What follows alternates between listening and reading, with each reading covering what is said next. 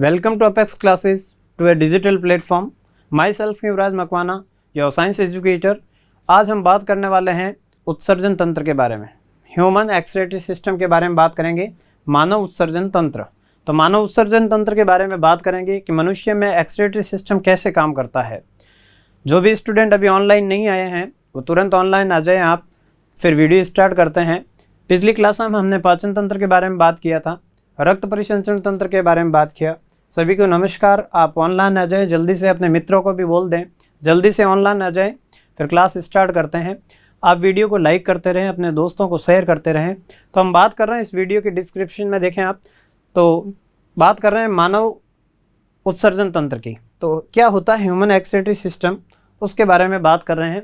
मानव उत्सर्जन तंत्र, मानव उत्सर्जन तंत्र के बारे में देखें तो सबसे पहले डायग्राम में देखें, ये होता है excretory system, human excretory system, मानव उत्सर्जन तंत्र। इसमें एक जोड़ी ये होती है किडनी, जिनको अपन बोलते हैं वक्र। क्या बोलते हैं? वक्र। इन वक्र से देखो एक नलिकाएं निकल रही है, इनको बोलते हैं अपन, क्या बोलते हैं? मूत्र वाहिनियाँ। क्या बोलते हैं? मूत्र वाहिनियाँ। एक होता है ये ब्लडर यानी मूत्राशय, और एक होता है मूत्र मार्ग। इन सभी से मिलकर किसका निर्माण होता है? मानव उत्सर्जन का निर्माण होता है। अपन बात करेंगे सबसे पहले कि ये उत्सर्जन होता क्या है, कि उत्सर्जन होता क्या है। तो उत्सर्जन क्या होता है इसके बारे में बात करें सबसे पहले। उत्सर्जन, उत्सर्जन क्या होता है? उत्सर्जन यह है कि मानव शरीर में से जो भी अपशिष्ट पदार्थ होते हैं उनको शरीर से बाहर त्यागने की प्रक्रिया, ऐसे सिस्टम को ही क्या कहते हैं? उत्सर्जन तंत्र। जो भी मानव शरीर में अपशिष्ट पदार्थ होते हैं उनको शरीर से बाहर निकालने की प्रक्रिया क्या कहलाती है? उत्सर्जन कहलाती है। तो अपन यहाँ पे लिखते हैं मानव शरीर में से, मानव शरीर में से अपशिष्ट पदार्थों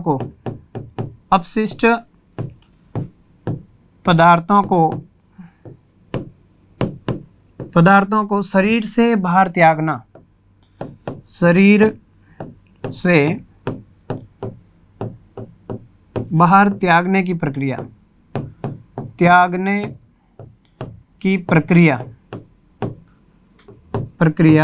उत्सर्जन कहलाती है। क्या कहलाती है? उत्सर्जन कहलाती है। तो ये तो हो गई उत्सर्जन की परिभाषा, उत्सर्जन कहलाती है। इनमें मुख्यतः क्या क्या चीजें भाग लेती है? इनमें मुख्यतः निम्न अंग होते हैं, निम्न अंग सम्मिलित होते हैं।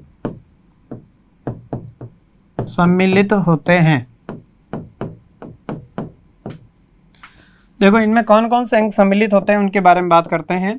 तो इनमें एक तो होता है क्या, एक होते हैं मुख्य जो अंग होते हैं वो होते हैं, क्या होते हैं? वक्र। क्या होते हैं? वक्र। कितने होते हैं संख्या में? एक जोड़ी। कितने होते हैं? एक जोड़ी होते हैं वक्र। ये देखो एक जोड़ी वक्र है, इनको मैं यहाँ पे लिख दिया वक्र। क्या है ये? वक्र। तो ये एक जोड़ी क्या होते हैं? वक्र होते हैं। तो एक जोड़ी वक्र पाए जाते हैं। तो ये वक्र किडनी कहते हैं इनको, एक ये दो, लेफ्ट एंड राइट। फिर देखो एक जोड़ी क्या पाई जाती है? मूत्र वाहिनियाँ।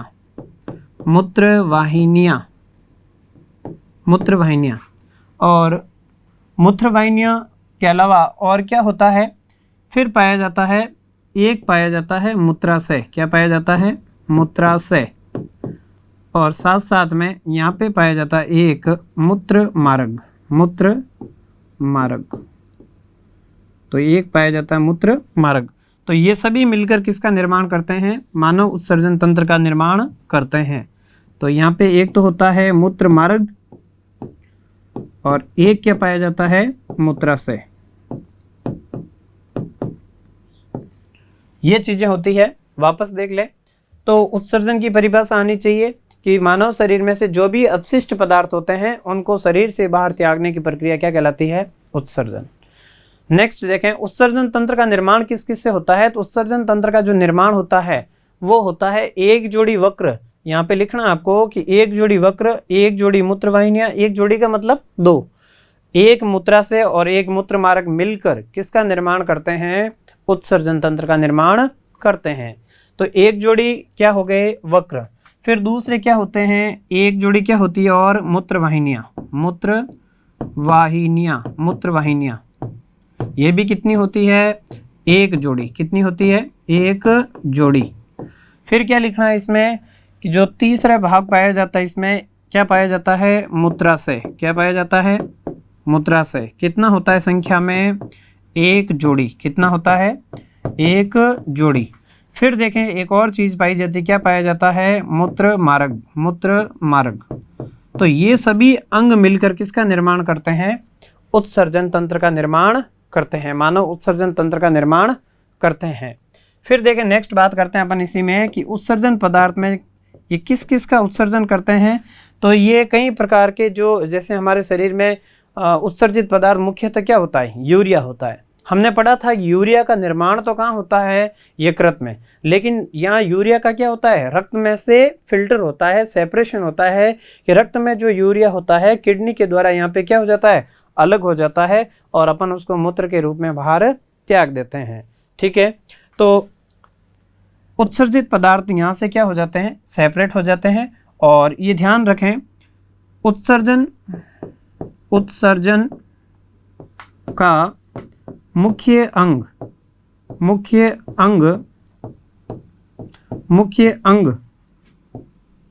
वक्र होते हैं। मेन जो अंग होते हैं जो उत्सर्जन करने में सहायक होते हैं, जो इनका केंद्र कहलाता है, वो कौन होते हैं? वक्र होते हैं। किडनी ये मेन अंग होते हैं, बाकी इसके सारे सहायक अंग होते हैं। क्या होते हैं? सहायक। ये हेल्प करते हैं, सारे मूत्र को त्यागने में हेल्पफुल होते हैं। एग्जाम में ये डायग्राम बनाना है। इनमें देखो एक ही आती है जो वक्र में जाती है, इसको बोलते हैं वक्र धमनी जो रेड कलर की है, मैंने आपको लास्ट वीडियो में बताया था। देखो ये सिरा है नीले कलर की, तो इसको बोलते हैं, क्या बोलते हैं इसको? वक्र शिरा। तो वक्र शिराएं और क्या पाई जाती है? वक्र धमनियां पाई जाती है, जो रक्त को कहाँ ले जाती है? जो धमनियां होती है शुद्ध रक्त को वक्र में ले जाती है और वहां से फिर रक्त क्या हो जाता है? फिल्टर हो जाता है, निस्यंदित हो जाता है, और निस्यंदित होने के बाद में शुद्ध रक्त वापस आ जाता है किसमें? इनमें। तो वापस इस प्रकार से धमनियों शिराओं का काम चलता है। एक वक्र धमनियां होती है, एक वक्र शिरा होती है। ये वक्र होते हैं, इनका आकार सेम के बीज का कलर का होता है, गहरे भूरे कलर के होते हैं। मूत्रवाहिनियां होती है, मूत्राशय होता है और मूत्र मार्ग होता है। नेक्स्ट अपन बात करते हैं इसी में, देखें आप, तो नेक्स्ट है वक्र। होते क्या हैं? वक्र के बारे में बात करते हैं। तो सबसे पहले इनकी आकृति के बारे में बात करते हैं। वक्रों की आकृति, तो इनकी जो आकृति होती है वो होती है सेम के बीज के आकार की। सेम के बीज के आकार की इनका आकार। फिर अपन अगर इसके रंग की बात करें, रंग कैसा होता है? तो रंग होता है कैसा? गहरे भूरे रंग के, गहरे भूरे रंग के होते हैं। फिर अपन बात करें, आकृति हो गया, रंग हो गया। फिर अपन बात करते हैं इसकी स्थिति। क्या करते हैं भाई? इसकी स्थिति, ये कहाँ स्थित होते हैं? कौन? वक्र, किडनी। तो ये ध्यान रखना, मैंने आपको बताया था शरीर में जो हृदय होता है वो पाया जाता है देह गुहा में, थोरेसिक कैविटी में। एब्डोमेन कैविटी जिनको अपन बोलते हैं उदर गुहा, जहाँ पे पेट होता है, आंतें पाई जाती, छोटा आंत, बड़ी आंत, ये सब पाए जाते हैं, वो कहलाती है कौन सी? उदर गुहा। तो उदर गुहा में पाई जाती है। ध्यान रखना, ये जो वक्र होते हैं वो उदर गुहा में कहाँ पे पाई जाती है? उदर गुहा में पीठ की तरफ, पीछे की ओर होती है। पीठ की तरफ, पेट की तरफ नहीं होती है, आगे की ओर नहीं होती है, पीछे की ओर होती है। तो ये पीठ की तरफ, इधर की ओर पीठ की तरफ होती है। तो पीठ की तरफ, और साथ साथ में ध्यान रखें आमाशय के नीचे, आमाशय हमने पाचन तंत्र में पढ़ा था, तो आमाशय के नीचे और कहाँ पे? श्रोणी मेखला, जो श्रोणी मेखला के ऊपर होती है ये। और अपन ये कह सकते हैं कि कशेरुक दंड होती है, जो पीछे वर्टिब्रा कॉलम यानी रीढ़ की हड्डी होती है, उसके दोनों ओर बाएं दाएं स्थित होती है। तो अपन कह सकते हैं कशेरुक दंड के बाएं व दाएं भाग में पाई जाती है, भाग में पाई जाती है। ये इसकी स्थिति होती है, पाई जाती है। अब देखें आप, ये स्थिति हुई उदर गुहा में, यानी पीछे की ओर पेट में, नीचे की ओर पीठ की तरफ, पीछे की ओर पीठ की तरफ, और आमाशय के नीचे होती है। और कशेरुकदंड जो रीढ़ की हड्डी होती है उसके दोनों तरफ क्या पाए जाते हैं, एक जोड़ी वक्र पाए जाते हैं। ऐसे ऐसे दो वक्र होते हैं, दो किडनीज पाई जाती है। ये तो हो गई वक्र की स्थिति। अब अपन और वक्र के बारे में बात करें तो वक्र में और क्या होता है, तो अपन ये बात करें वक्र में। देखो ये जो वक्र की स्ट्रक्चर दे रखी है, वक्र की एक स्ट्रक्चर है, इस प्रकार की वक्र की स्ट्रक्चर बनाई हुई है ये। और इस वक्र की स्ट्रक्चर में जो यहाँ पे जो ये भाग दिख रहा है, ये वाला भाग, ये वाला भाग, और इस वाले भाग में जो ये खुल रहा है यहाँ पे, इस वाले भाग को बोलते हैं हाइलम। क्या बोलते हैं, हाइलम, इसको बोलते हैं हाइलम। और ये वक्रीय धमनी है, और ये वक्रीय क्या है, शिरा। तो ये तो है वक्रीय शिरा, और ये क्या है, धमनी। ये यहाँ से देखो, यहाँ से जो नली आ रही है इसको बोलते हैं, वक्र में से निकलने वाली, इसको बोलते हैं मूत्र वाहिनी। क्या बोलते हैं, मूत्र वाहिनी। अब ये ध्यान रखें, यहाँ पे जो इस प्रकार की ये दिख रही है इसको बोलते हैं श्रोणी। क्या बोलते हैं, श्रोणी, पेल्विक बोलते हैं, श्रोणी। फिर देखो वक्र में भी दो भाग होते हैं मुख्यतः। इसके भाग, जो बाहर वाला भाग होता है, बाहर वाला भाग को बोलते हैं वल्कुट। क्या बोलते हैं, वल्कुट, कॉर्टेक्स बोलते हैं। और अंदर वाला जो भाग होता है यहाँ पे, इस वाले भाग को, अंदर वाले भाग को अपन बोलते हैं मेडुला। क्या बोलते हैं, मेडुला। मेडुला का मतलब होता है मध्यांश। क्या होता है, मध्यांश। तो इसको बोलते हैं मेडुला, या क्या बोलते हैं, इसको मध्यांश बोला जाता है। तो ये ध्यान रखें, इंग्लिश में हिंदी में दोनों शब्द आपको ध्यान में रखने हैं।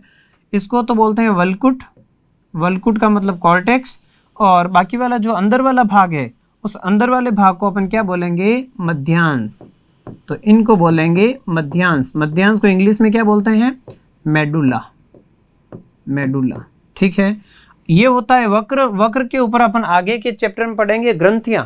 तो देखो इसके ऊपर एक और चीज दिख रही है, जो ये वाली चीज है इसको बोलते हैं, एक ग्रंथि होती है वक्र के ऊपर स्थित होने के कारण इस ग्रंथि को बोला जाता है अधिवक्र। क्या बोला जाता है भाई, अधिवक्र ग्रंथि। एड्रिनल ग्लैंड कहते हैं इसको, एड्रिनल ग्रंथि या अधिवक्र ग्रंथि। ये वक्र के ऊपर स्थित होती है। तो आगे की वीडियो में इसके बारे में अपन बात करेंगे। लेकिन ये वक्र की स्ट्रक्चर है, वक्र की संरचना है। किसकी है, वक्र की संरचना, वक्र की संरचना है। तो ये ध्यान रखना आपको आना चाहिए। वक्र की संरचना कैसे बनानी है, सेम के बीच की आकृति की होती है। इसमें ये जो भाग होता है इसको श्रोणी भाग कहते हैं, जो वक्र के आंतरिक भाग में खुलता है। यहाँ पे कुछ तंत्रिकाएं जाती है, मूत्रवाहिनियां अंदर जाती है, रक्तवाहिनियां भी क्या होती है, अंदर जाती है, तंत्रिकाएं जाती है, रक्तवाहिनियां भी अंदर जाती है, और मूत्रवाहिनी भी अंदर जाती है। इस भाग को क्या कहते हैं, हाइलम। हाइलम के आगे देखो कीपनुमा स्ट्रक्चर बनी है, उसको अपन क्या बोलते हैं, श्रोणी। ये कीपनुमा स्ट्रक्चर होती है यहाँ पे आगे, तो इसको श्रोणी भाग बोलेंगे।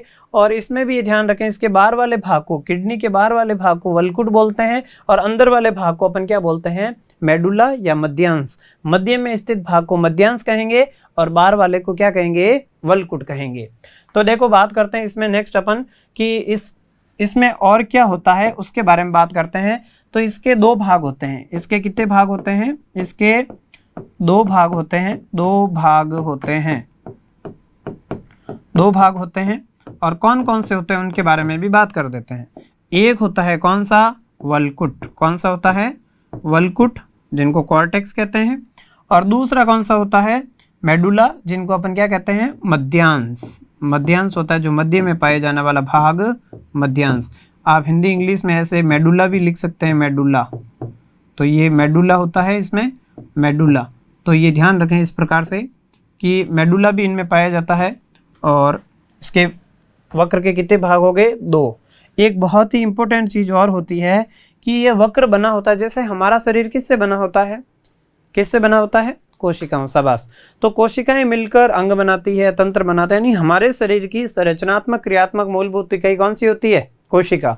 वैसे इसकी जो संरचनात्मक यानी वक्र की भी क्या होती है, संरचनात्मक क्रियात्मक मूलभूत इकाई, structural and functional unit of the kidney, that is called nephron. यानी इस वक्र की संरचनात्मक क्रियात्मक इकाई होती है जिसको अपन क्या कहते हैं, नेफ्रॉन कहते हैं, या फिर क्या कहते हैं, वक्राणु कहते हैं। तो अपन ये लिखेंगे वक्र की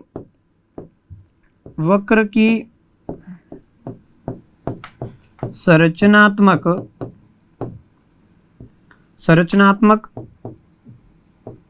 क्रियात्मक मूलभूत इकाई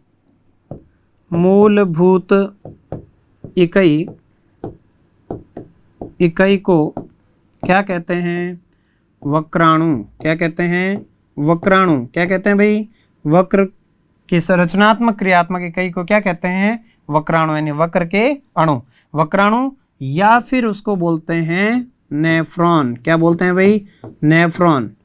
नेफ्रॉन कहते हैं। क्या कहते हैं, नेफ्रॉन कहते हैं। बहुत ही इंपॉर्टेंट क्वेश्चन है ये, ऐसे क्वेश्चन कभी कभी 10th बोर्ड में पूछे जाते हैं। नेफ्रॉन किसे कहते हैं, तो वक्र की संरचनात्मक क्रियात्मक मूलभूत इकाई को ही क्या कहते हैं, नेफ्रॉन कहते हैं। एक किडनी में कई लाख क्या पाई जाती है, नेफ्रॉन यानी वक्राणु पाई, बहुत सारी इसमें होती है छोटी छोटी इकाइयाँ, वो सब मिलकर किडनी को बनाती है।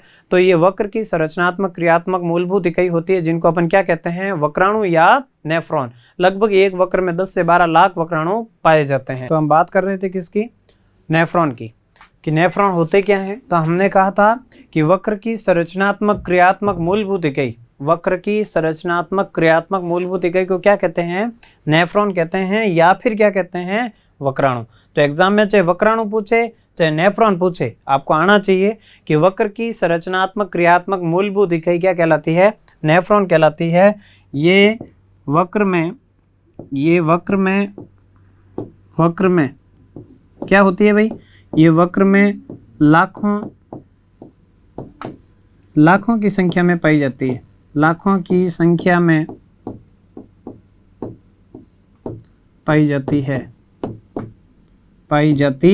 है।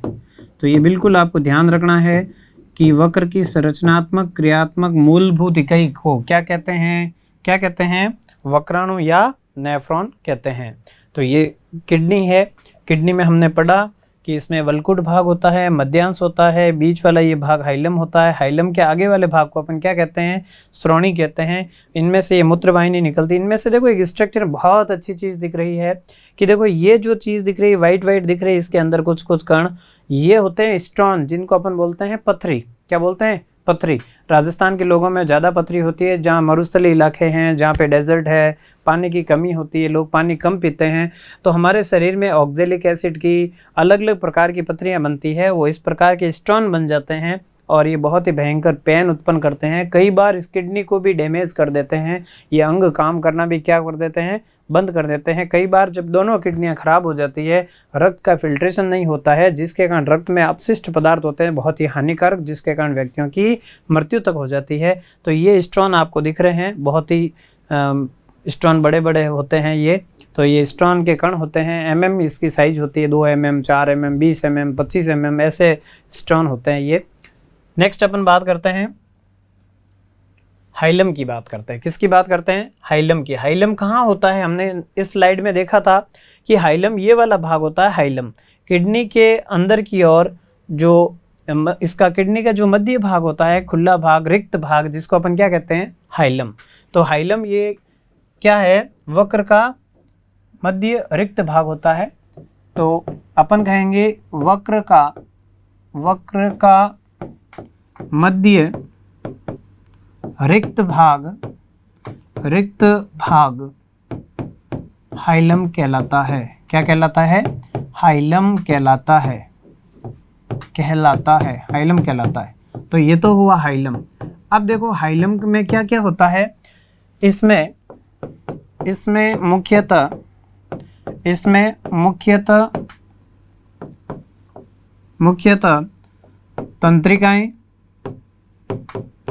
तंत्रिकाएं, रक्त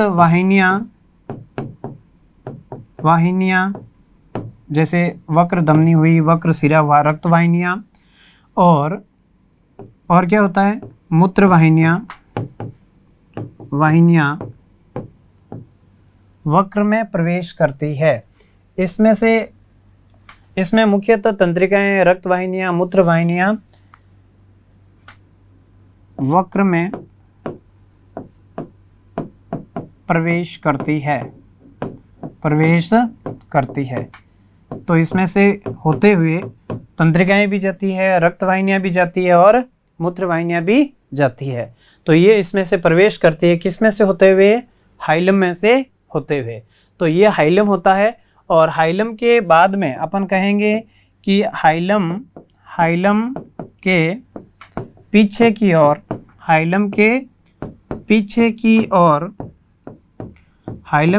की ओर कीपनुमा आकृतियां पाई जाती है। कीपनुमा आकृतियां या आकृतियों को क्या कहते हैं भाई? या आकृति को क्या कहते हैं? श्रोणी कहते हैं। क्या कहते हैं? श्रोणी। पेल्विक कहते हैं, श्रोणी कहते हैं। ये ध्यान रखना। और बाकी बात हमने कर ली कि वक्र के दो भाग होते हैं। दो भाग कौन कौन से होते हैं मैंने आपको बता दिया। भाग होते हैं, और वो होते हैं कौन कौन से? एक तो होता है कौन सा? वल्कुट। जिनको अपन कॉर्टेक्स कहते हैं, वल्कुट। और दूसरा होता कौन सा? मध्यांश। कौन सा होता है? मध्यांश। तो ये इसके दो भाग होते हैं, एक वल्कुट होता है और एक मध्यांश होता है। वक्र के दो भाग होते हैं। तो देखो हाइलम क्या था, इसके बारे में आपको बात करनी थी कि जो वक्र होता है, किडनी होता है, इसके मध्य में एक रिक्त खाली जगह भाग होता है, जिसको अपन क्या कहते हैं? हाइलम कहते हैं। उसमें से क्या प्रवेश करके अंदर वक्र के अंदर जाती है? तो उसमें से क्या क्या जाती है? तंत्रिकाएं जाती है, रक्तवाहिनियां जाती है, और मुख्यतः क्या जाती है? मूत्रवाहिनी जाती है। और बाकी हमने पढ़ा था कि हाइलम के पीछे की और एक कीपनुमा आकृति होती है, उनको भी क्या कहते हैं? श्रोणी या पेल्विक कहते हैं। और वक्र के दो भाग बताए, एक वल्कुट होता है, बाहर वाला भाग होता है, ये वक्र का बाहरी भाग होता है, बाहरी भाग। और ये वक्र का क्या होता है? वक्र का मध्य आंतरिक भाग।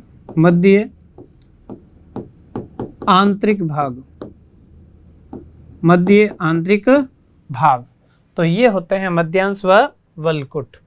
अपन बात कर रहे हैं नेक्स्ट, देखो वक्राणु या नेफ्रॉन। मैंने आपको एक वीडियो में बताया था कि वक्र की संरचनात्मक, क्रियात्मक, मूलभूत इकाई को अपन क्या कहते हैं? वक्राणु या नेफ्रॉन। एक वक्र में लाखों की तादाद में होते हैं। तो ये वक्राणु की स्ट्रक्चर के बारे में अपन बात करेंगे। एग्जाम में कभी कभी क्वेश्चन भी आता है कि वक्र की संरचनात्मक, क्रियात्मक जो इकाई है उसका नामांकित चित्र बनाइए। तो देखो इसका नामांकित चित्र के बारे में अपन बहुत इजी डायग्राम से समझ लें कि इसमें क्या होता है, ये कैसा इसका डायग्राम होता है, उसके बारे में अपन बात करते हैं। तो देखो इस प्रकार से कीपनुमा स्ट्रक्चर होती है। कीपनुमा स्ट्रक्चर इस प्रकार से, तो ये कीपनुमा एक स्ट्रक्चर होती है जिसको अपन बॉवेन संपुट कहते हैं। तो इस कीपनुमा स्ट्रक्चर के बाद में यहाँ से इस प्रकार की नलियाँ निकलती है, ट्यूब निकलती है, और ये जो ट्यूब होती है इस प्रकार से चलती हुई इस प्रकार से आती है आगे। इस प्रकार से चलती हुई ये ट्यूब आगे आती है, और ये जो ट्यूब होती है इस प्रकार से होती हुई इसी प्रकार से यहाँ से इस प्रकार से यू आकृति की स्ट्रक्चर बनाती है। कैसे बनाती है? यू शेप स्ट्रक्चर बनाती है इस प्रकार से, और आगे चलती हुई ये वापस इस प्रकार से होती हुई इस प्रकार से, और एक इस प्रकार की नलिकाओं में ये क्या करती है? खुलती है। तो इस प्रकार की जो नलिकाएं होती है उनकी भी बात करेंगे कि नलिकाएं होती क्या है और ये किस में खुलती है, उसके बारे में भी अपन बात करेंगे। तो इस प्रकार की बहुत सारी नलिकाएं आकर इस नली में खुलती है। तो ये जगह जगह इस प्रकार की नलिकाएं आकर इसमें क्या करती है? खुलती है। अब इनमें देखो क्या होता है, इनमें से भी अलग अलग प्रकार की कुछ ट्यूब्स होती है, तो वो भी इसमें आती है। तो इसमें इस प्रकार की एक नली होती है जो इसमें आकर खुलती है। इनमें से छोटी छोटी और नलियां बनाकर इस प्रकार के गुच्छा बना देती है। क्या बना देती है भाई? गुच्छा। और ये गुच्छा बनाकर इनमें से एक नली वापस बाहर की ओर खुल जाती है। क्या कर जाती है? बाहर की ओर खुल जाती है, इस प्रकार से बाहर की ओर खुल जाती है। फिर क्या होता है उसके बारे में वापस बात करते हैं। इनको कहते क्या क्या है, तो इनमें से जो रक्त जाता है इसलिए इसको बोलते हैं अभिवाही, अभिवाही धमनी। क्या बोलेंगे भाई इसको? अभिवाही धमनी। रक्त को कहाँ लेके जाती है? बोमेन संपुट में, यानी किस में लेके जाती है? वक्राणु में। ये वक्राणु का नामांकित चित्र है। किसका है? वक्राणु का नामांकित चित्र है कि वक्राणु होता कैसा है और कैसे कैसे ये काम करता है, उसके बारे में अपन बात करेंगे। फिर इनमें से देखो ये आके छोटे छोटे ऐसे गुच्छा बनाती है और ये छोटी छोटी ऐसे नलियों में विभाजित होती है। इस वाले भाग को अपन बोलते हैं ग्लोमेरुलस, ग्लोमेरुलस, ग्लोमेरुलस, ग्लोमेरुलस बोलते हैं इसको। और ग्लोमेरुलस के बाद में वापस ये जो बाहर की ओर एक ट्यूब निकलती है, इनको अपन बोलते हैं अपवाही धमनी। क्या बोलेंगे? अपवाही धमनी। शाबाश। क्या बोलेंगे इसको? अपवाही धमनी। दो धमनियां हुई, एक है कौन सी? अभिवाही धमनी, दूसरी कौन सी है? अपवाही धमनी। फिर देखो यहाँ पे देखो ये इसके बोमेन संपुट के पास में है, इस पूरे को कहेंगे बोमेन संपुट। एक कप लाइक स्ट्रक्चर होती है इस प्रकार की, देखो कप लाइक स्ट्रक्चर है इस प्रकार की। इस कप लाइक स्ट्रक्चर को अपन बोलते हैं बोमेन संपुट। क्या बोलेंगे? बोमेन कैप्सूल या बोमेन संपुट बोलेंगे इस वाले भाग को।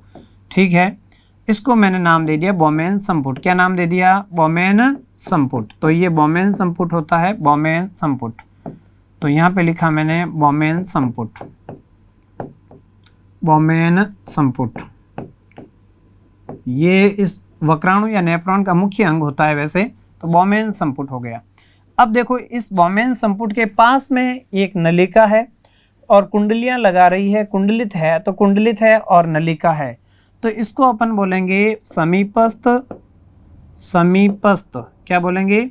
समीपस्थ कुंडलित नलिका। क्या बोलेंगे भाई? समीपस्थ, समीपस्थ कुंडलित,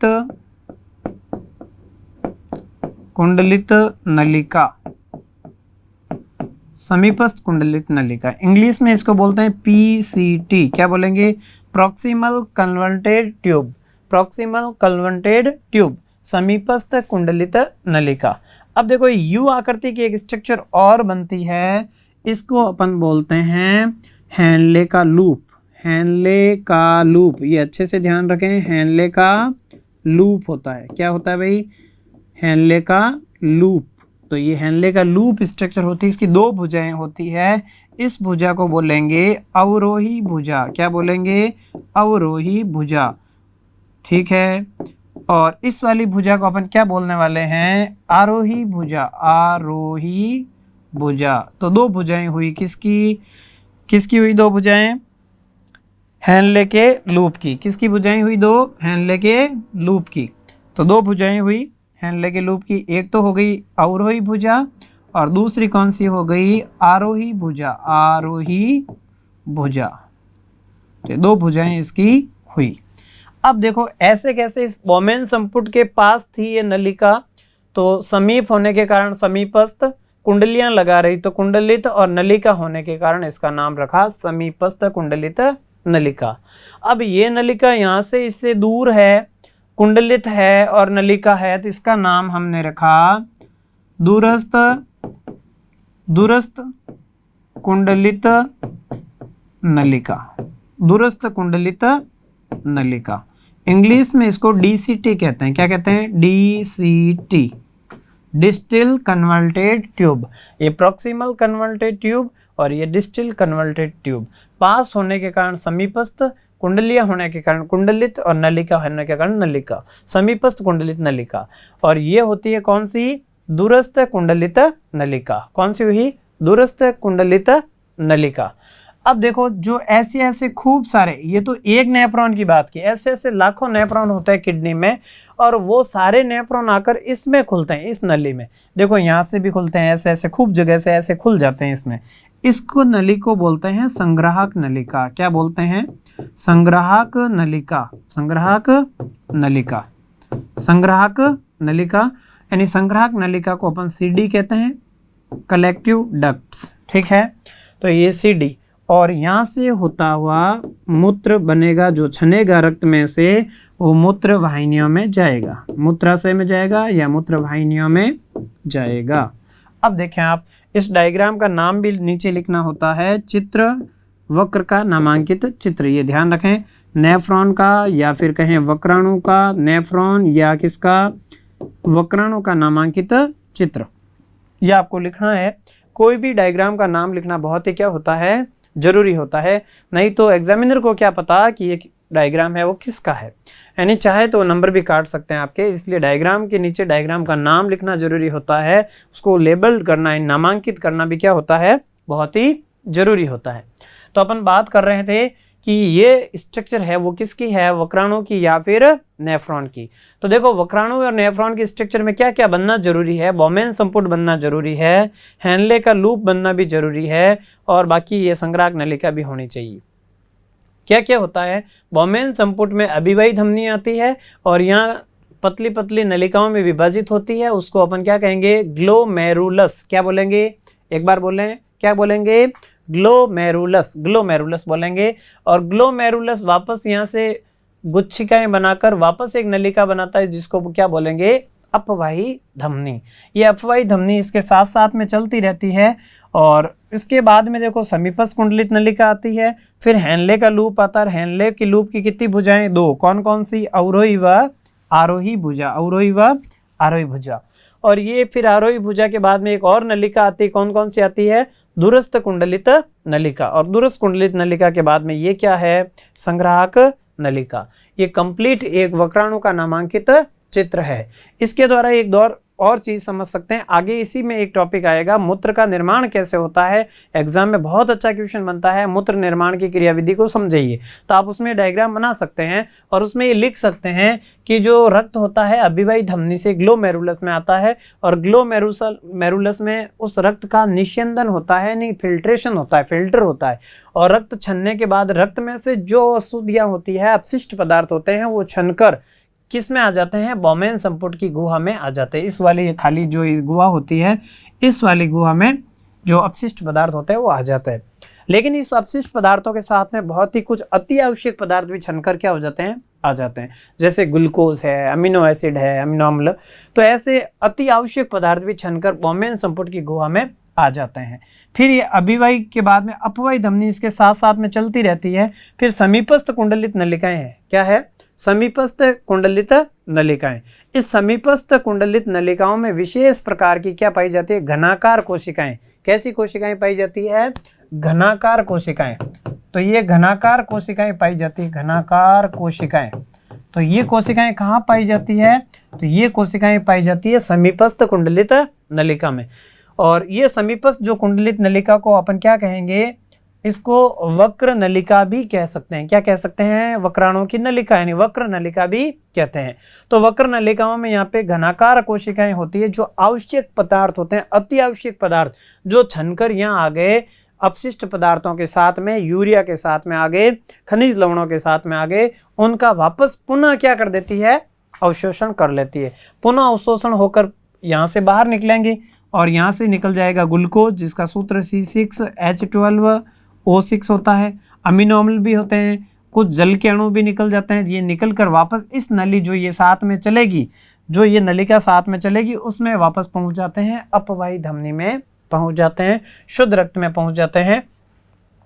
उसके बाद में जो अपशिष्ट पदार्थ होते हैं वो अवरोही भुजा में आते हैं, किसकी, हेनले के लूप में। हेनले के लूप से आरोही भुजा में आते हैं। तब तक अति आवश्यक पदार्थ होता है या ज़्यादा जल आ जाता है, तो जल का जगह जगह क्या होता है, पुनः अवशोषण होता है। यहाँ से भी जल का पुनः अवशोषण होता है, यहाँ से भी होता है H2O का, और यहाँ से भी होता है जल का पुनः अवशोषण H2O का।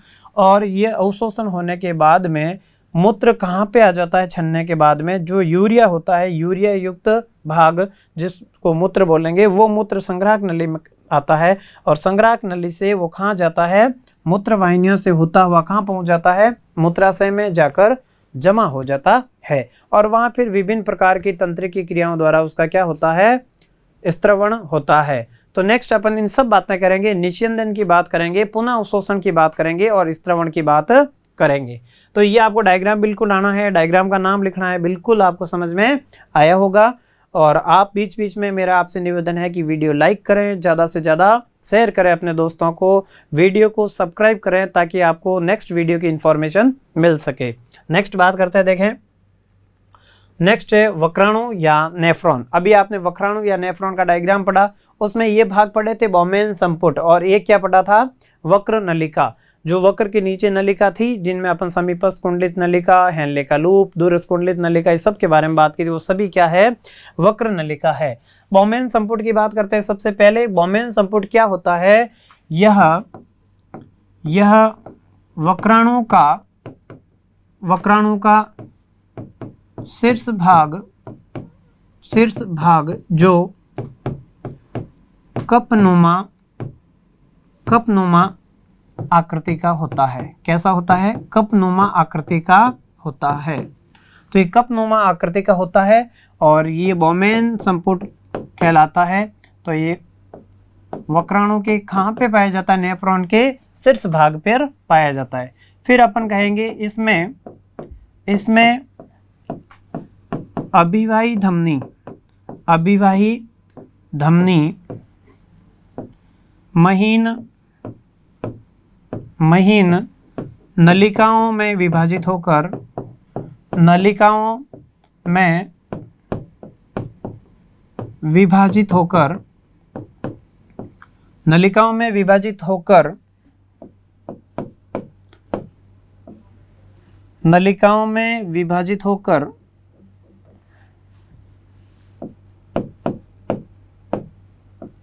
किसका निर्माण करती है, ग्लोमेरुलस का निर्माण करती है। किसका निर्माण करती है, ग्लोमेरुलस का निर्माण करती है। और ये ग्लोमेरुलस क्या करता है, रक्त का निस्यंदन करता है। क्या करता है भाई, रक्त का निस्यंदन, रक्त को छानने का काम कौन करता है, ग्लोमेरुलस करता है। और अपन यूं कह सकते हैं, इसमें से वापस एक बड़ी नलिका कौन सी, अपवाही धमनी बाहर निकलती है। तो हमने पढ़ा था कि कप लाइक स्ट्रक्चर में एक नलिका तो आती है, कौन सी, अभिवाही नलिका। कौन सी आती है, अभिवाही। और दूसरी कौन सी होती है, अपवाही। तो रक्त को लेके आती है अभिवाही धमनी, रक्त ग्लोमेरुलस में फिल्टर हो जाता है, छन जाता है, और वापस कौन लेके चली जाती है, अपवाही धमनी। उसके बाद में अपन दूसरी बात करने वाले हैं, किसकी, वक्र नलिका की। वक्र नलिका में क्या क्या होता है, इसमें अपन यूँ कह सकते हैं कि ये होती कहाँ से, शुरू कहाँ से होती है, ये बात करें तो सबसे पहले क्या होता है, यह बोमेन संपुट के नीचे से, यह बोमेन संपुट के नीचे से शुरू होकर कहाँ तक पहुँचती है, तो हमने वीडियो में लास्ट स्लाइड में देखा था कि वहाँ से शुरू होकर कहाँ तक, संग्राहक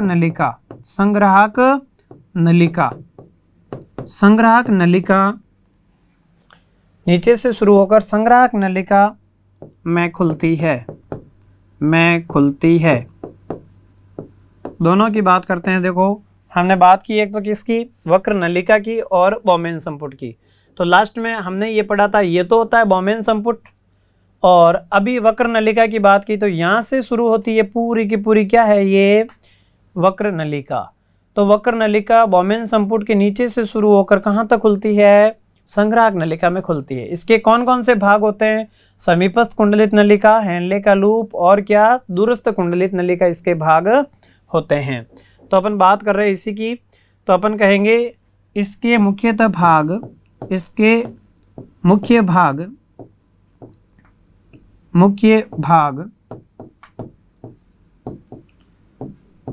समीपस्थ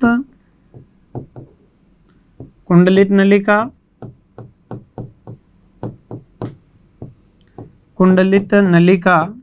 जिसको अपन क्या कहते थे भाई, PCT प्रॉक्सिमल कन्वर्टेड ट्यूब।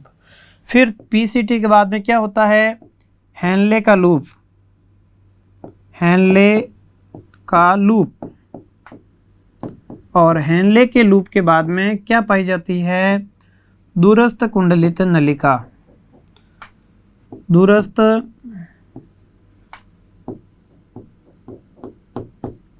कुंडलित नलिका, दूरस्थ कुंडलित नलिका, जिसको क्या कहते हैं, DCT।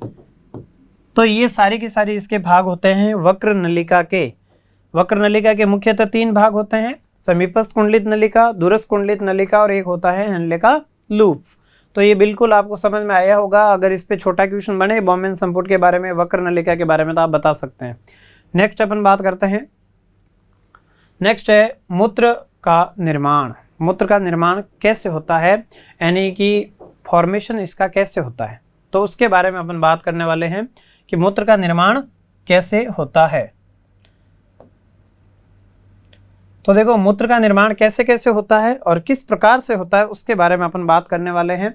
तो अपन ये बात करेंगे कि मुख्यतः इसके 3 चरण होते हैं। कितने होते हैं, मुख्यतः इसके 3 चरण होते हैं। 3 चरण होते हैं। मुख्यतः इसके कितने चरण होते हैं, 3 चरण होते हैं। कौन कौन सा, एक होता है भाई निस्यंदन। क्या होता है, निस्यंदन, निस्यंदन। दूसरा होता है पुनः अवशोषण, पुनः अवशोषण, पुनः अवशोषण। और जो तीसरा चीज होता है वो होता है स्त्रवण। क्या होता है, स्त्रवण। तो मुख्यतः इसके कितने भाग हुए, 3 भाग होते हैं। कितने भाग होते हैं, 3 भाग होते हैं। तो ये मुख्यतः इसके 3 भाग होते हैं, निस्यंदन, पुनः अवशोषण और स्त्रवण। इन तीनों क्रियाओं के कारण क्या होगा, मूत्र का निर्माण होगा। तब जाके मूत्र का निर्माण होगा, रक्त में से छनेगा यानी निस्यंद होगा, फिर उसमें से कुछ बेनिफिशियल यानी लाभदायक पदार्थ चले जाएंगे, उनका पुनः अवशोषण होगा, और शेष बचा जो पदार्थ होगा उसको मूत्र कहेंगे और उसका क्या होगा, स्त्रवण होगा। इन तीनों के बारे में बात करेंगे। इस वीडियो का सबसे इम्पोर्टेंट क्वेश्चन भी और सबसे बड़ा क्वेश्चन भी इस पार्ट का यही बन सकता है कि मूत्र निर्माण की क्रियाविधि को विस्तार से समझिए। तो देखें आप, ये क्वेश्चन बन सकता है। तो मूत्र का निर्माण अलग अलग भागों से होगा और कैसे कैसे होगा उसके बारे में बात करेंगे। तो रक्त में जो भी घुलित भाग होगा, ये बात करते हैं कि मुख्यतः इसका जो निर्माण होगा वो कितने चरणों में होगा, 3 चरणों में होगा। एक किसमें, निस्यंदन, दूसरा कौन सा, पुनः अवशोषण, और तीसरा कौन सा, स्त्रवण। तो अपन बात करेंगे रक्त में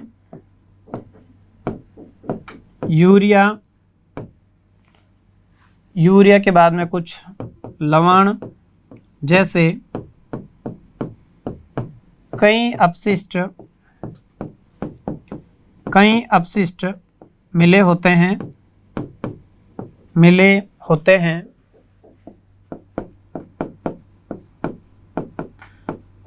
कई सारे यूरिया, लवण, ऐसे कई अपशिष्ट पदार्थ मिले होते हैं जिन्हें मूत्र निर्माण विधि द्वारा त्यागा जाता है। ये सारे रक्त में घुले होते हैं और इनको क्या किया जाता है, बाहर त्यागा जाता है। और ये कैसे कैसे त्यागा जाता है इसके बारे में अपन बात करने वाले हैं। तो नेक्स्ट देखें अपन, नेक्स्ट है निस्यंदन। क्या होता है, निस्यंदन के बारे में, फिल्ट्रेशन के बारे में बात करते हैं। तो हमने वीडियो में देखा था कि बोमेन जो संपुट होता है, बोमेन संपुट में अभिवाही धमनी क्या करती है, रक्त को लाती है। ग्लोमेरुलस में रक्त का क्या होता है, छनन होता है, और जिसके कारण क्या होता है, उनमें से कुछ लाभदायक पदार्थ होते हैं जैसे ग्लूकोज, अमोनिया भी छनकर कहाँ आ जाता है, बोमेन संपुट में आ जाता है। अपशिष्ट पदार्थ भी कहाँ आ जाते हैं, बोमेन संपुट में आ जाता है। इस प्रक्रिया को क्या कहते हैं, निस्यंदन कहते हैं, फिल्ट्रेशन कहते हैं। तो देखें, अभिवाही धमनी द्वारा अभिवाही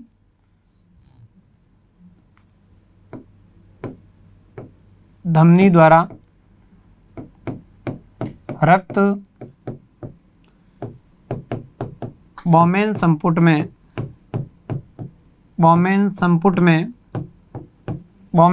में लाया जाता है।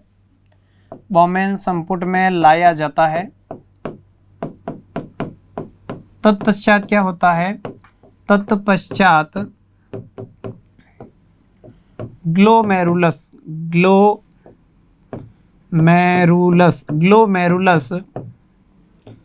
द्वारा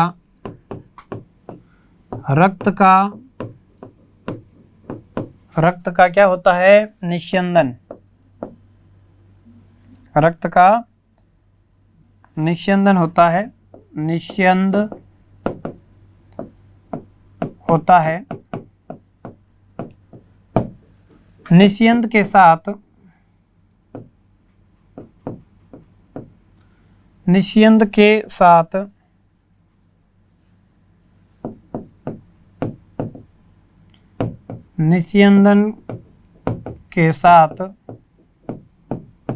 निस्यंदन के साथ क्या होता है भाई?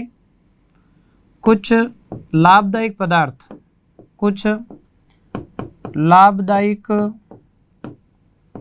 पदार्थ और क्या? लाभदायक पदार्थ व अपशिष्ट में मैंने आपको बताया क्या क्या, जैसे यूरिया, जैसे अमोनिया,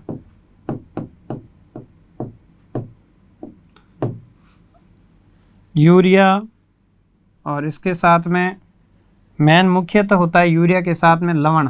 क्या होते हैं? लवण। तो ये सारे अपशिष्ट पदार्थ यानी निस्यंदन के साथ में कुछ लाभदायक पदार्थ व कुछ क्या? अपशिष्ट पदार्थ बौमेन संपुट की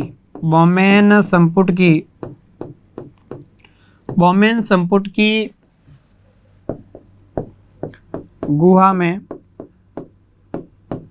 आ जाते हैं।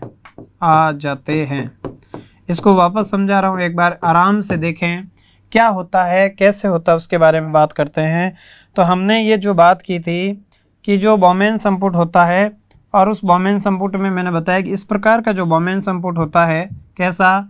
ऐसे ये बौमेन संपुट है, और इस बौमेन संपुट में बीच में से हमने कहा था कि बौमेन संपुट होता है कैप्सूल लाइक स्ट्रक्चर होती है, और उनमें क्या आती है? दो नलिकाएं आती। क्या आती है? दो नलिकाएं। तो ये रक्त लेके आती है, यहाँ पे ग्लोमेरुलस था, और ग्लोमेरुलस से वापस अभिवाही धमनी जाती है, और इनसे एक ट्यूब निकलती है इस प्रकार की, जिसको समीपस्थ कुंडलित नलिका कहते हैं। और इस प्रकार से हमने इसके डायग्राम की बात की थी कि ये इस प्रकार के डायग्राम हेनले का लूप होता है। यहाँ पे दूरस्थ कुंडलित नलिका होती है, और यहाँ पे क्या पाई जाती है? संग्राहक नलिका पाई जाती है। ऐसा ही डायग्राम बनाया था और उसको नामांकित किया था। ये थी अभिवाही धमनी, ये अपवाही धमनी, ये बौमेन संपुट, और ये ग्लोमेरुलस। अब लिखा क्या मैंने लिखा अभिवाही धमनी द्वारा रक्त बौमेन संपुट में आता है, इसके द्वारा रक्त बौमेन संपुट में आ जाता है। फिर क्या होता है? ग्लोमेरुलस द्वारा रक्त का निस्यंदन होता है। जो यहाँ पे ग्लोमेरुलस होता है उसके द्वारा रक्त का निस्यंदन होता है, और उसको अपन कहेंगे निस्यंदित पदार्थ। अब ये निस्यंदन है, निस्यंदन के साथ साथ में जब निस्यंदित होकर यह बौमेन संपुट की गुहा में यहाँ पे जमा हो जाता है यहाँ पे, तो उसके साथ साथ में अपशिष्टों के साथ साथ में कुछ लाभदायक पदार्थ, ग्लूकोज है, अमीनो अम्ल है, ये भी यहाँ पे आ जाते हैं। तो ये कहलाता है निस्यंद। अब निस्यंद आगे कहाँ जाएगा? आगे जाएगा समीपस्थ कुंडलित नलिका में, जिसको अपन क्या कहेंगे? वक्र नलिका में। क्या कहेंगे? वक्र नलिका। क्योंकि वक्र नलिका के 3 भाग होते हैं। कौन कौन से? समीपस्थ कुंडलित नलिका, साथ साथ में समीपस्थ कुंडलित नलिका के बाद में क्या? हेनले का लूप, और क्या? दूरस्थ कुंडलित नलिका। 3 भाग किसके होते हैं? वक्र नलिका के। तो अब ये निस्यंद पदार्थ कहाँ जाएगा? जाएगा वक्र नलिका में। तो अपन नेक्स्ट बात करते हैं, वहां पे क्या होगा? अवशोषण। क्या होगा? अवशोषण। जो निस्यंद आया उसका अब क्या होगा? अवशोषण। तो नेक्स्ट बात करते हैं, निस्यंदन में कुछ क्या आ जाते हैं? कुछ लाभदायक पदार्थ होते हैं, जो अब ये निस्यंद पदार्थ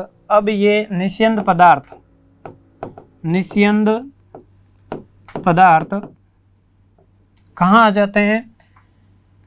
वक्र नलिका में, वक्र नलिका में प्रवेश करते हैं, वक्र नलिका में प्रवेश करते हैं, में प्रवेश करते हैं। देखो अब यहाँ पे बहुत विशेष चीज है कि वक्र नलिका में क्या होता है? वक्र नलिका में, वक्र नलिका में विशेष प्रकार की घनाकार कोशिकाएं पाई जाती। कैसी कोशिकाएं? घनाकार कोशिकाएं पाई जाती है, घनाकार कोशिकाएं पाई जाती है, जो क्या करती है? जो लाभदायक पदार्थों का, लाभदायक पदार्थों का पुनः अवशोषण करती है, पुनः अवशोषण करती है। ये कहाँ पाई जाती है भाई? ये सब पाई जाती है कहाँ पे? वक्र नलिका में। वक्र नलिका के कौन कौन से भागों में पाई जाती है? ये पाई जाती है समीपस्थ कुंडलित नलिका में, दूरस्थ कुंडलित नलिकाओं में ऐसी सेल्स पाई जाती है, विशेष प्रकार की कोशिकाएं, घनाकार कोशिकाएं। ये जो लाभदायक पदार्थ होते हैं उनको वापस क्या कर देती है? पुनः अवशोषण, और पुनः अवशोषण करके उसको कहाँ भेज देती है? अपवाही धमनी में भेज देती है। तो इसको वापस एक डायग्राम द्वारा मैं शॉर्ट समझा रहा हूँ, आप एक बार चेक कर लें कि हमने पढ़ा था कि ये इस प्रकार से बॉमेन संपुट होता है, और बॉमेन संपुट में हमने ये पढ़ा था कि एक नलिका ये आती है, यहाँ ग्लोमेरुलस होता है, ये वापस अपवाही धमनी जाती है, और यहाँ पे क्या होता है? ये समीपस्थ कुंडलित नलिका होती है, और ये हेनले का लूप होता है, और हेनले के लूप के बाद में अपन कहेंगे दूरस्थ कुंडलित नलिका होती है, ये क्या होती है? संग्राहक नलिका होती है। तो यहाँ पे पाई जाती है घनाकार कोशिकाएं, यहाँ पे भी घनाकार कोशिकाएं होती है।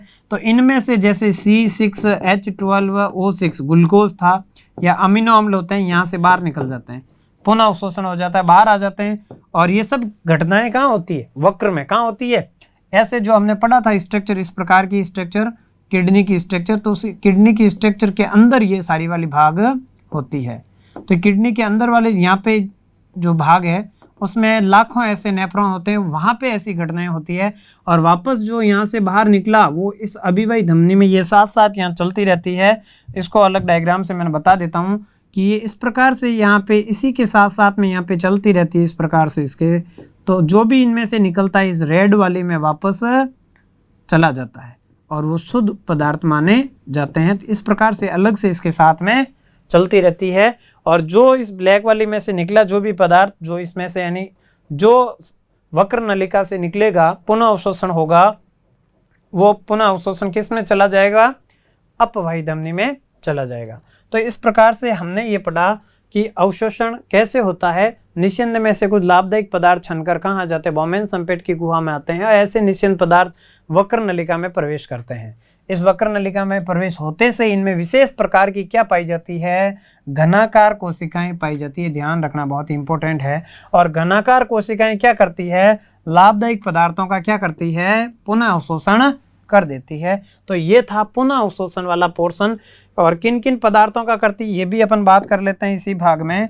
तो हम कह सकते हैं पुनः अवशोषण, पुनः अवशोषण, पुनः अवशोषण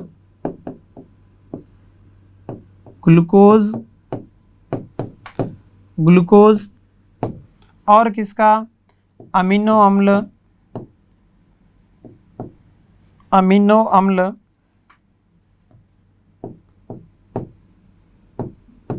अमीनो अम्ल आदि का क्या करती है? पुनः अवशोषण करती है। आदि का तो पुनः अवशोषण ग्लूकोज, अमीनो अम्ल आदि का होता है। इस प्रकार से पुनः अवशोषण की चीज में ये लिखना है। हमने जो मूत्र निर्माण की क्रिया पढ़ी वो 3 चरणों में संपन्न होती है। पहला चरण कौन सा था? निस्यंदन। दूसरा चरण कौन सा है? अवशोषण। अब देखो लाभदायक पदार्थ वो वक्र नलिका में पहुंचे, उनमें लाभदायक पदार्थों का इन्होंने क्या कर दिया? इन घनाकार कोशिकाओं ने क्या कर दिया? पुनः अवशोषण कर दिया। अब जो पीछे बचा वो अपशिष्ट पदार्थ है, जिसको अपन क्या कहते हैं? मूत्र कहते हैं। और अब उसका क्या होगा? स्त्रवण होगा। तो देखें आप, अब उसका स्त्रवण कैसे होगा, तो तीसरा भाग है मूत्र निर्माण का स्त्रवण। तो अपन कहेंगे अपशिष्ट पदार्थ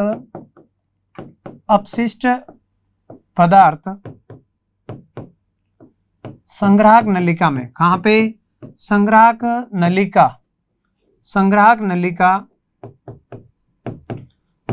नलिका से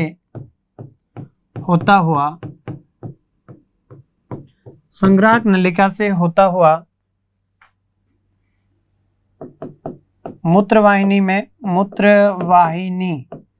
प्रवेश करता है तथा मूत्राशय में जमा होता है। मूत्राशय में क्या हो जाता है, जमा हो जाता है। तो लास्ट स्लाइड में हमने ये पढ़ा था कि उसमें अवशोषण होता है, और अवशोषण भी कितना होता है ध्यान रखें, तो बहुत सारा अवशोषण होता है, निस्यंदन भी खूब होता है। और निस्यंदन भी ध्यान रखें कि एक मिनट में जो निस्यंदन होता है, 1 मिनट में जो निस्यंदन होता है लगभग 1000 से 1200 ml का क्या करता है, निस्यंदन हो जाता है। इतना फिल्टर, 1 मिनट में इतना रक्त फिल्टर हो जाता है किडनी के अंदर, ये ध्यान रखें। तो अपन अभी तो बात कर रहे हैं अवशोषण की, और अब अपन बात किसकी कर रहे थे, स्त्रवण की। अपशिष्ट पदार्थ संग्राहक नलिका से होता हुआ मूत्रवाहिनियों में प्रवेश करता है तथा मूत्राशय में जाकर क्या हो जाता है, जमा हो जाता है। तो ये सारे अपशिष्ट पदार्थ वहां जाकर क्या हो जाता है, जमा हो जाता है। और जमा होने के बाद में क्या होता है उसके बारे में भी अपन क्या करते हैं, बात करते हैं। और यहाँ पे जो ये स्त्रवण होता है, अपशिष्ट पदार्थ होते हैं सारे के सारे, वो मूत्राशय में आकर क्या हो जाते हैं, जमा हो जाते हैं। इसमें कुछ लवण होते हैं और बाकी क्या होता है, यूरिया होता है, और ये हमारे शरीर के लिए क्या होते हैं, नुकसानदायक भी होते हैं। तो ये तो था स्त्रवण। और स्त्रवण के ऊपर भी क्या होता है, केंद्रीय तंत्रिका तंत्र का क्या होता है, नियंत्रण होता है। स्त्रवण के बाद में इनको बाहर त्यागने की प्रक्रिया में जो अपन आगे पढ़ने वाले हैं। तो नेक्स्ट अपन बात करने वाले हैं मूत्र वाहिनियां व मूत्राशय। तो स्त्रवण के बाद में जो यूरिया था, जो मूत्र था, अब कहाँ प्रवेश कर गया, मूत्र वाहिनी में। यानी किडनी के अंदर जो प्रोसेस था, ये जो किडनी थी, इस किडनी के अंदर जो प्रोसेस था वो सारा का सारा प्रोसेस क्या हो गया, संपन्न हो चुका है। और संपन्न होने के बाद की घटना है कि इनमें से जो भी चीज बनी अब कहाँ प्रवेश कर गई है, मूत्र वाहिनी में प्रवेश कर चुकी है। तो मूत्र वाहिनी के बारे में बात करेंगे। तो इसमें हमने ये बताया था कि ऐसी किडनी होती है, और इस किडनी के अंदर जो बाहर वाला भाग होता है उसको क्या बोलते हैं भाई, वल्कुट बोलते हैं, ये हमने पढ़ा था। मध्य भाग को क्या बोलते हैं, मध्यांश बोलते हैं। क्या बोलते हैं, मध्यांश। ये क्या कहलाती है, ये कहलाती है मूत्र वाहिनी। क्या कहलाती है, मूत्र वाहिनी। और यहाँ पे इस वाले भाग को, जो खाली भाग है, इसको हाइलम बोलते हैं। क्या बोलते हैं, हाइलम बोलते हैं। और यहाँ पे इस प्रकार की भाग में खाली कीपनुमा स्ट्रक्चर पाए जाते हैं, और उनको अपन क्या बोलते थे, उनको अपन बोलते थे श्रोणी। क्या बोलते थे, श्रोणी। तो इस प्रकार ये वक्र का डायग्राम पहले हमने देख चुके हैं। अपन बात करते हैं मूत्र वाहिनियां। अब जो स्त्रवण है वो सारा का सारा कहाँ आ गया, मूत्र वाहिनियों में। तो ये अपन को पता है, मूत्र वाहिनियां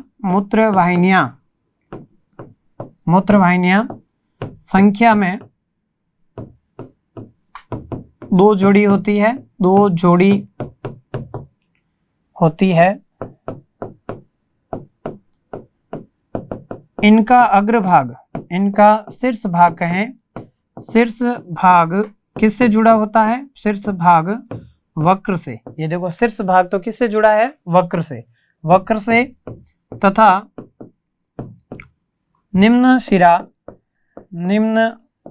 भाग किससे जुड़ा होगा, तो जो ये आएगी इस प्रकार से, और आगे जाके किस में खुलेगी, आगे खुलेगी मूत्राशय में। तो निम्न भाग मूत्राशय में खुलता है। इसका कार्य पूछ ले तो इसका कार्य क्या है, मूत्र को वक्र से कहाँ पहुंचाना, मूत्राशय में पहुंचाना। एक ही काम होता है इसका कि मूत्राशय से जो मूत्र बनता है वक्र में, उसको वक्र से कहाँ पहुंचा देना, मूत्राशय में पहुंचा देना। इसी में हमने मूत्र वाहिनियां तो पढ़ लिया।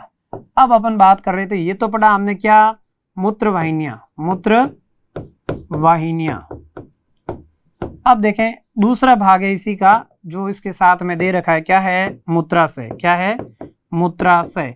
तो ये हमने पढ़ा था कि संख्या में एक होता है और इसमें क्या होता है?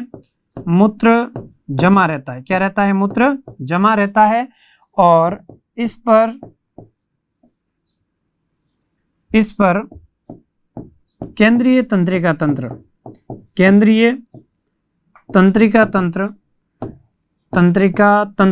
कौन सा? सेंट्रल नर्वस सिस्टम, CNS, केंद्रीय तंत्रिका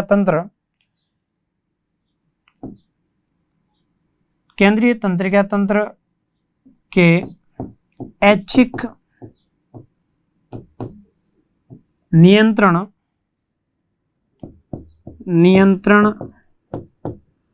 होता है। तो इस पर केंद्रीय तंत्रिका तंत्र का क्या होता है? ऐच्छिक नियंत्रण होता है। कैसा नियंत्रण होता है? ऐच्छिक नियंत्रण होता है। ऐच्छिक नियंत्रण होता है और इनमें क्या पाई जाती है? अवरोधनियां पाई जाती है। क्या पाई जाती है भाई? अवरोधनियां होती है जो मूत्र को जमा करके रखती है और फिर केंद्रीय तंत्रिका तंत्र के ऐच्छिक नियंत्रण द्वारा मूत्राशय मूत्र को क्या करता है? त्यागता है। कैसे त्यागता है? केंद्रीय तंत्रिका तंत्र की जो ऐच्छिक पेशियां होती है वो क्या करती है? मूत्राशय में क्या उत्पन्न कर देती है? संकुचन उत्पन्न करती है। क्या उत्पन्न करती है? संकुचन। और संकुचन के फलस्वरूप क्या होता है? संकुचन जो ही होगा मूत्राशय की पेशियों में तो वहां पे पाई जाती है क्या? अवरोधनियां। और अवरोधनियां क्या हो जाती है? शिथिल। और जो ही अवरोधनियां शिथिल होती है और मूत्र को क्या कर दिया जाता है? शरीर से बाहर त्याग दिया जाता है। तो ये मूत्र निर्माण की क्या थी? क्रियाविधि थी। तो मूत्र निर्माण की क्रियाविधि आपको नो डाउट समझ में आई होगी और ज़्यादा से ज़्यादा इस वीडियो को समझने की आपने कोशिश की, इसलिए थैंक यू, धन्यवाद। और इस वीडियो को ज़्यादा से ज़्यादा आप लाइक करें, शेयर करें, ज़्यादा से ज़्यादा लोगों में शेयर करें, अपने मित्रों में शेयर करें। आज के लिए बहुत बहुत धन्यवाद। Thank you so much. Subscribe करें हमारा apex classes edutech YouTube channel, साथ ही बेल आइकन को क्लिक करना बिल्कुल ना भूलें ताकि आगे आने वाले सभी यूट्यूब वीडियोस की अपडेटेड नोटिफिकेशंस सबसे पहले आपको मिले। Apex classes edutech, subscribe now.